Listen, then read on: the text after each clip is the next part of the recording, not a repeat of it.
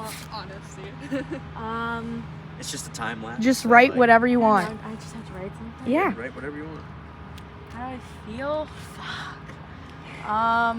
That's how I feel too. Yeah.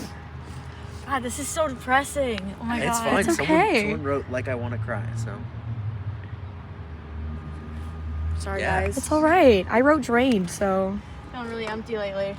I'm doing okay right now. I've prepared a little bit, so I think that's most of the reason Feeling pretty why. stressed for finals. I'm really ready to go. Feeling worn down. I feel like shit.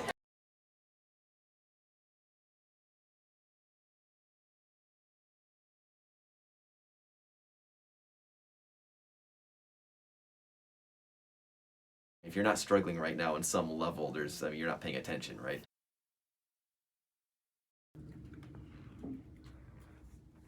I would say there's definitely times, especially at school, where it gets hard mentally, just because I feel like my major especially is just a mental trigger sometimes. Yeah.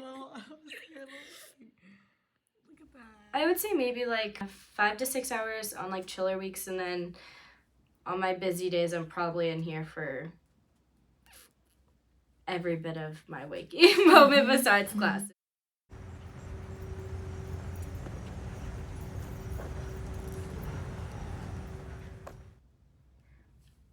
I personally view professors as older generations. And sometimes it's hard for older generations to really understand mental health because it really just wasn't talked about when they were going through school or like in their ages, like when they were our age. So I think it's hard for them to grasp or really like truly know and be knowledgeable on the topic of mental health just because it really wasn't researched much back then. So to them, it's almost an excuse per se. I've become more and more open with my students and saying that mental health is something that our society right now, I don't think deals with very well. I don't think the university deals with it in an optimal fashion. I think, struggles are struggles and you need to dignify them and acknowledge them as human things that all of us go through. And so I'm also open about myself and say, listen, some days I'm just really struggling. And so I use that as an invitation for students to feel okay to struggle. And also to know that I'm a resource, or at least I could be a springboard to further resources if students do feel like they need help and they aren't getting it at that moment. The 1/2 times W to the 1/2 times Q to the 1/2, but because, oh shit, the solve it, I think. Because then we're only taking the derivative and towards finals week, I can feel myself getting more anxious and depressed when it comes to the only thing I do in the day is study and do homework. There's been cases where I physically just could not get homework assignments done for a class because I've had so much work to do. Some of my friends have way larger workloads than I even do, and I see them struggling a lot trying to get work done late at night. I feel like some professors could just be a little more understanding with how much stuff we're doing. It is a limbo, and it's one that I wish I didn't have to negotiate because I certainly want to make sure that every student is given an ample chance to do well in a class. And not all students are the same. There are things that come up unexpectedly for certain students. So I've been more flexible and more understanding than usual, but on the flip side, and I hate that I feel this way, you do worry a little bit sometimes about being taken advantage of. And you also worry about setting dangerous precedents. Like, I don't want to ever make it seem like deadlines no longer matter, because the real world doesn't work that way, and we're training students for the real world at the end of the day.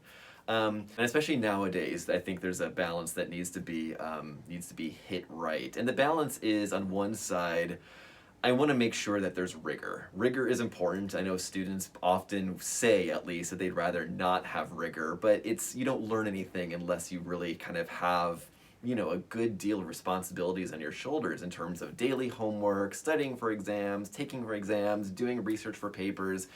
I need to make sure that that's all there, because if you reduce all of that, then it just simply becomes the equivalent of, you could get all this from reading a book, but college is much more than that. On the other side, though, especially nowadays, we do have to be worried a little bit about expecting too much.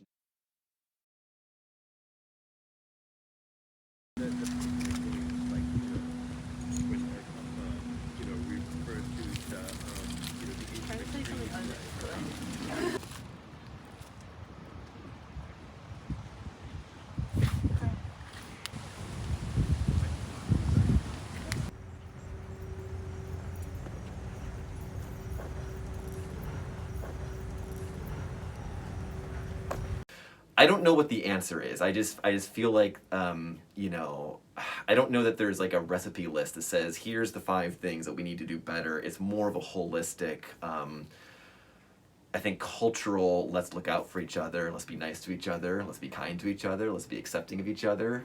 That probably solves a lot of the issues that students go through, not all of them, but you know, I think feeling like there's a sense of belonging goes a long way to feeling good about where you are in your life. Give me a second. I do want to say something else, but let me think how to say this. You know, this is gonna sound hokey, but I hope everyone realizes that, yeah, I'm pretty sure I speak for all faculty that we care deeply about our students, but also as people. And I don't want anyone to feel like they can't go to one of their professors or one of their instructors if they're struggling. I'm not a mental health professional, so I usually can't actually directly help a student who is struggling, but I certainly can point them in the right direction to get the help that they need. But sometimes students just need to chat. Sometimes students just want to come to my office and talk about football. That's cool. I can do that. I want to do that, probably more often than I should. But sometimes, you know, I think we forget that we are human beings too, and I recognize my students are human beings. I remember what it's like to be 18 to 21. We're looking out for you, and if there's anything we can do, don't ever hesitate to let one of us know.